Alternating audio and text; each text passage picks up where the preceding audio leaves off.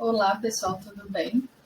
Aqui é a Raíssa e essa apresentação é destinada para poder trazer aqui explicações sobre o meu artigo final para apresentação da disciplina Indústria 4.0 e Gestão Jurídica, da professora Daniela Pelim, e eu escolhi o tema Era da Inteligência Artificial, Transhumanismo e os Questionamentos Legais.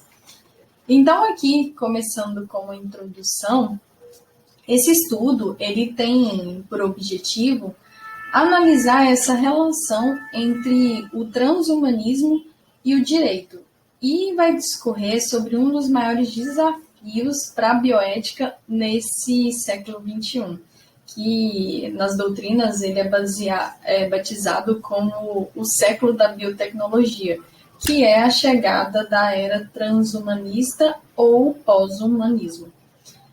Mesmo assim que a teoria transhumanista, que é definida como o uso de nanotecnologias, biotecnologias, tecnologia da informação e ciências cognitivas que vem para valorizar a humanidade, por mais que essa teoria já tenha sido tema de inúmeras discussões de uma abordagem filosófico-social, poucas análises jurídicas foram feitas, né, ou um mapa de sua aplicação em limites. Isso talvez porque se trata de um tema futuro ainda, que ainda não está na prática, né? Mas, diante dessa lacuna e dessa necessidade de começar os estudos sobre o tema, eu escolhi esse objeto para iniciar essas discussões. E esse estudo pretende demonstrar que o transhumanismo ele provoca múltiplas questões jurídicas a nível internacional. E qual seria o problema do presente trabalho? O direito ele não pode se esquivar das suas funções primordiais. E nós sabemos que a ciência do direito ela é fortemente afetada pelos desafios tecnológicos.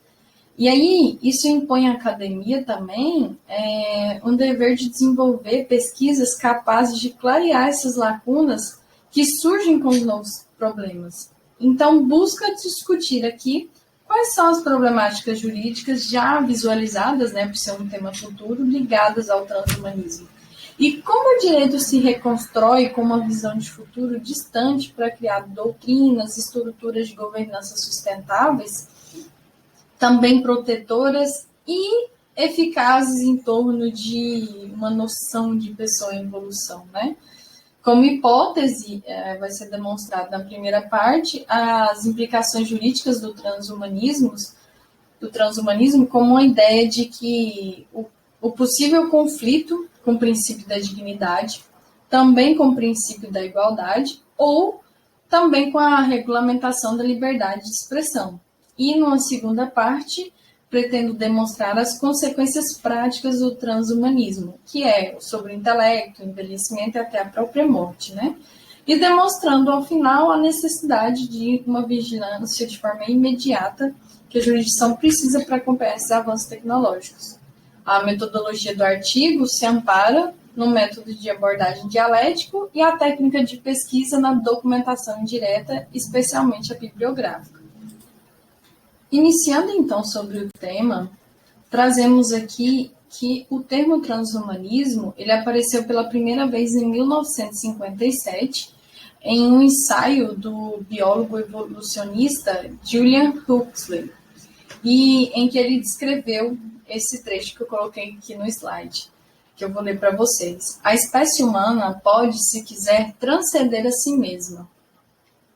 Não apenas esporadicamente, um indivíduo aqui de uma forma, um indivíduo ali de outra, mas em sua totalidade como humanidade. Precisamos de um nome para essa nova crença. Talvez o transhumanismo sirva, o homem permanecendo homem, mas transcendendo a si mesmo, realizando novas possibilidades de e para sua natureza humana. Interessante que já foi usado em 57, ainda quando essas ideias ainda, né, eram um pouco precárias, né?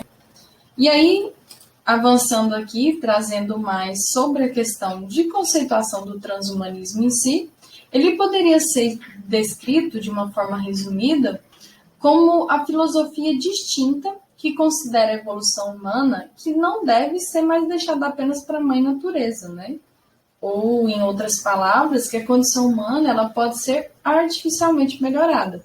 Então, não constitui uma ciência, já que essa filosofia ela se define por resultados, e todos os meios são bem-vindos no transhumanismo, das modificações biológicas, das explicações da neurociência, né, e até a ciência da computação. Então, mesmo que seus princípios tenham sido amplamente inspirados pelas literaturas da ficção, como a gente vê, né, em vários filmes da ficção científica, acredita-se que essa questão permitiu que o domínio da fantasia entrasse no campo das probabilidades. Para Savulescu, ele traz que pós-humana é, dentre outras formas de vidas, caracterizadas por seres originalmente evoluídos, ou desenvolvidos a partir de seres humanos mais significativamente diferentes, de modos que não são mais humanos em aspecto significativo. Tem ainda também a visão de Max More, em 90, em que para ele traz que o transhumanismo é definido como uma classe de filosofias que busca guiar em direção a uma condição pós-humana. Diferente do humanismo, então, quando você reconhece e antecipa as radicais alterações da natureza e as possibilidades de nossa vida, decorrente de várias ciências, e aqui usa, que é a neurociência, o prolongamento da vida, a nanotecnologia e a ultra inteligência artificial. Basicamente, assim, a parte de conceituação é muito ampla, mas para não se estender tanto, esses foram os principais que eu trouxe para poder entender como se dá esse transhumanismo. E dando continuidade aqui, à primeira vista, pode parecer até inútil, né, discutir o transhumanismo e a lei, pelo fato de ser um assunto tão futuro, né? A lei, ela normalmente, ela regula questões atuais e até questões passadas, né, na maioria das vezes, que é um sistema de governança de uma determinada sociedade. Só que isso iria mascarar o fato de que o transhumanismo já faz parte da nossa sociedade atual, né? Antes de mais nada, com uma ideia que pode ou não ser expressa, publicada, mas, claro, com uma série de experiências. Só que nós sabemos, que desde o tempo de Aristóteles, que a humanidade ela é vista como um conceito de que não é separável do conceito de sociedade. E o transhumanismo tem que ser visto da mesma maneira. Ele deve ser interpretado como uma corrente social. Então, nós vamos analisar primeiro como o direito impõe limites à realização concreta da utopia transhumanista. Só que também, por outro lado, como esse movimento vai obrigar o jurista a reconsiderar a noção de humanidade. Especificamente aqui sobre os impedimentos legais para a realização técnica transhumana, nós começamos com alguns apontamentos. O transhumanismo, ele visa mudar a humanidade. Por quê? A seu ver, a humanidade ela sofre de uma série de falhas que podem ser corrigidas, né? Entre aspas.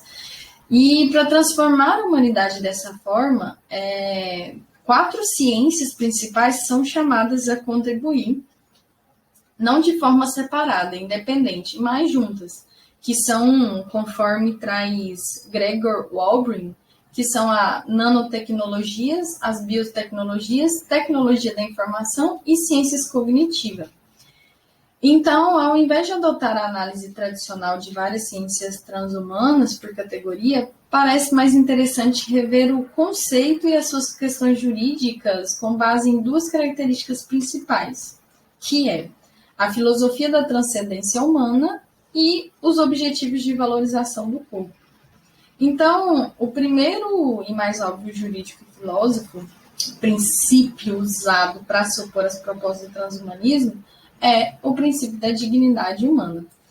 Porque diz que a dignidade é o conceito mais invocado e o menos definido na bioética. Por quê? Entusiastas, no meu estudo eu consegui detectar que entusiastas transhumanistas, que é o caso de Nick Bostrom, eles viram o obstáculo e propuseram um novo conceito de dignidade pós-humana, né? Transhumanista. E, com isso, os aprimoramentos não colocam em perigo o princípio da dignidade, pelo contrário, fortalece. E aí tem outras correntes que discordam, né, dessa proposta, entendendo que esse conceito de dignidade pós-humana não é compatível com o enquadramento jurídico aplicado ao conceito de dignidade. Então, é necessário analisar exatamente o campo de aplicação e os limites desse princípio. O conceito pode, dependendo do autor, referir-se ao conceito de autonomia, né? Ou então a um conjunto de bens humanos. A noção de autonomia aqui, ela não deve ser reduzida só ao conceito de escolha, porque as circunstâncias da escolha podem violar a autonomia da pessoa. Então, na questão relativa ao transhumanismo, determinar como o princípio da dignidade, que tem sido definido até agora em termos de proteção de indivíduo, né, contra alguma conduta opressora, ela pode ser estendida para proibir o indivíduo de manipular conscientemente seu próprio corpo de uma forma que viole a dignidade humana. Então, podemos ver que há uma mudança substancial de escopo entre dignidade de pessoa e dignidade de seu corpo. Em outras palavras, a dignidade do corpo e, por extensão, da identidade biológica humana está incorporada ao princípio da dignidade humana. A dignidade humana é um princípio que deve ser aplicado não apenas à pessoa humana existente, uma criança que nasceu, mas também ao corpo desde a primeira fase do seu desenvolvimento, que é da fertilização. Então, isso significa que, do ponto de vista jurídico, o embrião ele não é uma pessoa, mas ainda uma parte do corpo humano. Então, além disso, e é extremamente importante em termos da discussão sobre o transhumanismo, os juízes têm estendido a aplicação do princípio da dignidade da pessoa ao seu corpo. Por exemplo, alguns estudiosos defendem a ideia de substituir o princípio da dignidade pelo conceito de respeito à autonomia, que é menos invasivo, né, das liberdades individuais. Então, em conclusão desse princípio, o princípio da dignidade constitui algo amplo e seria preferível que fosse feita uma abordagem mais empírica, assim, uma análise caso a caso, e que fosse comparado os benefícios de um realce ao perigo potencial para o conceito de pessoa humana, para assim decidir sobre a aplicação de um princípio de dignidade deontológico para resolver problemas bioéticos colocados pelo transhumanismo. Então, nessa ideia, para cada nova tecnologia de aprimoramento, seria necessário avaliar os impactos de seu exercício sobre os direitos dos membros da comunidade. E analisando também outros princípios, o transhumanismo ele é uma filosofia política no sentido de que afirma ser aplicável a toda a sociedade. Só que, como obviamente não pode ser aplicado com autoridade, ele procura criar, mesmo que temporariamente, uma disparidade entre pessoas aprimoradas e o restante, né? Então, suponhamos que a ciência ela esteja pronta e que a tecnologia de aprimoramento ela esteja disponível no mercado. A implicação seria que o direito tradicional e fundamental de igualdade de oportunidades é violado, de acordo com alguns filósofos, que é o caso de Francis Fukuyama. Ao contrário, outros entendem que o princípio da igualdade é um falso obstáculo, porque, uma vez que esses seres aprimorados e os não aprimorados, eles contariam ambos como uma pessoa, com os mesmos direitos e deveres. Então, em outras palavras, nós precisamos analisar, além disso, a noção de igualdade para definir a sua aplicação à ideia de transhumanismo. A igualdade de oportunidade, ela deve, antes de tudo, ser entendida como um sinônimo de não discriminação. Por exemplo, a proibição de decisões políticas baseadas arbitrariamente em sexo, idade, raça, origem ou até condição social. Um conceito que pode ser encontrado em várias legislações nacionais e internacionais. E aí, aqui nesse contexto, o transhumanismo ele levanta uma nova questão, que é o uso desses meios tecnológicos para aprimorar algumas habilidades, de fato, viola claramente o conceito de igualdade, mas, ao mesmo tempo, ele não pode ser visto como uma forma de discriminação. O transhumanismo ele não visa segregar diretamente uma categoria de pessoas, só que, por outro lado, ele propõe uma melhoria da condição humana. Então, o problema é que essa melhoria, no entanto, ela vai criar, de fato, discriminação entre quem o usa e as outras pessoas que não usam. Até Fukuyama concluiu uma expressão que é: a primeira vítima do transhumanismo é a igualdade.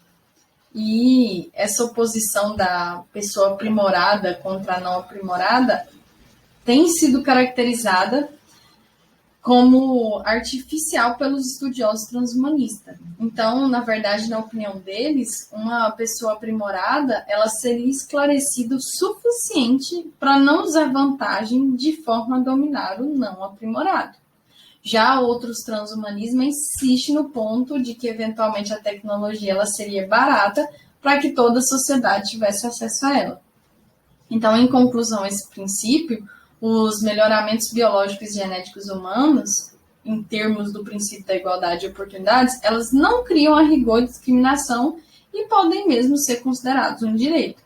O princípio da análise de igualdade, ela refere-se em definitivo à ideia de que os benefícios do aprimoramento humano não são distribuídos uniformemente entre a população, mas isso é mais ao fato econômico do que ao fato legal. E, em alguns casos, de acordo com o aprimoramento escolhido, uma política específica ela deve ser desenvolvida. E um outro ponto aqui a ser destacado é que é necessário avaliar a linguagem jurídica e, especificamente, a que diz respeito à liberdade do pensamento.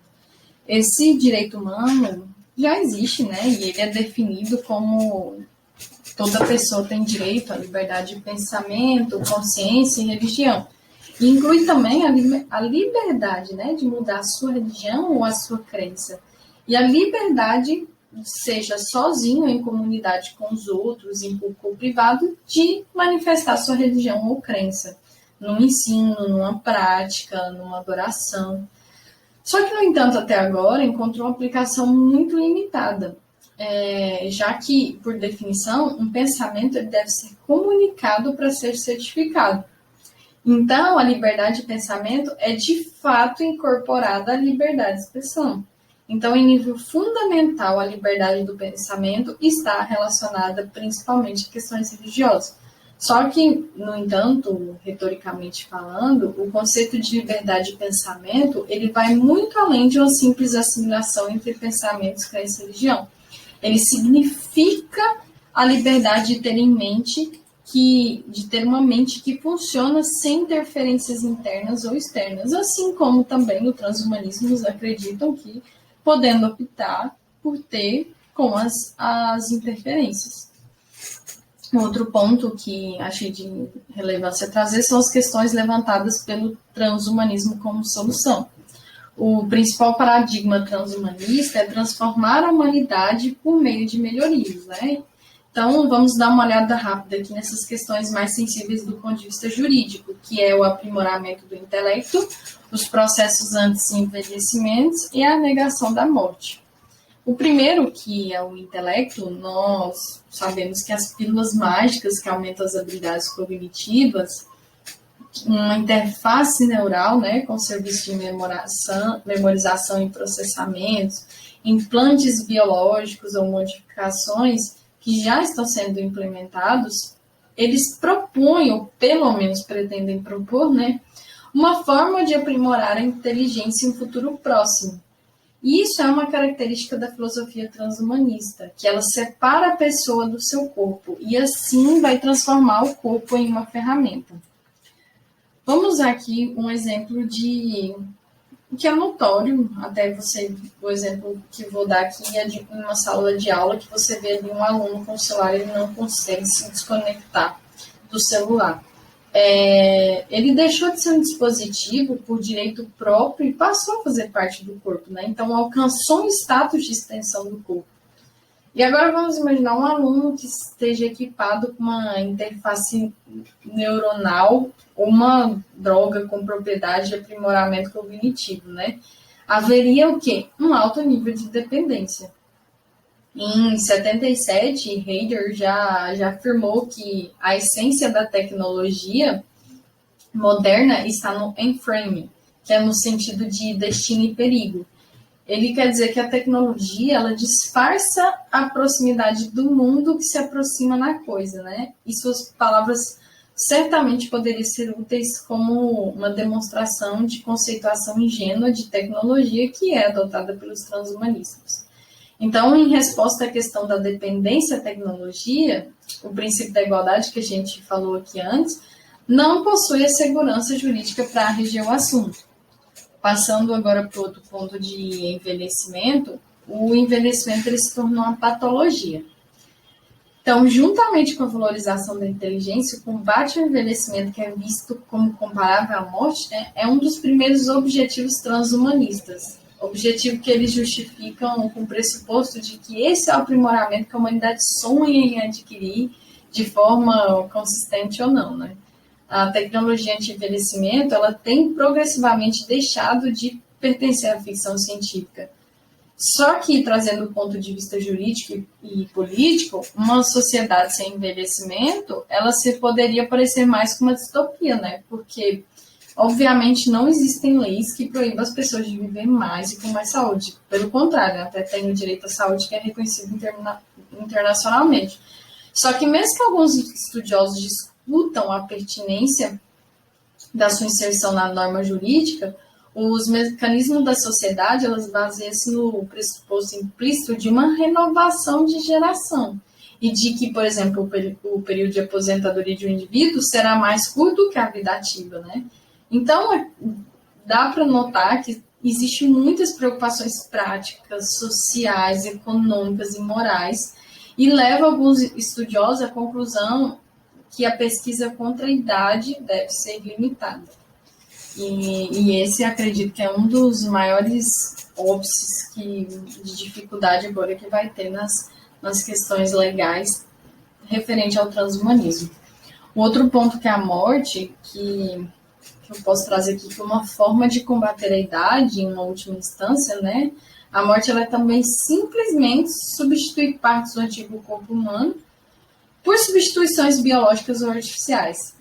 Às vezes identificado como um componente do transhumanismo, né, o uso de próteses é, na verdade, tão antigo quanto o mundo. Né?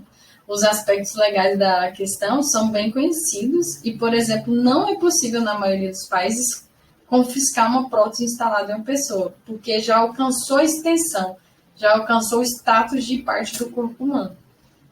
Então, aqui a gente não vai discutir a solução transhumanista do upload mental, né? Até porque, por enquanto, ainda está no reino mais da ficção científica. Mas a solução transhumanista já viu o início de uma nova indústria. E os argumentos que ele utilizam incluir um procedimento de espera.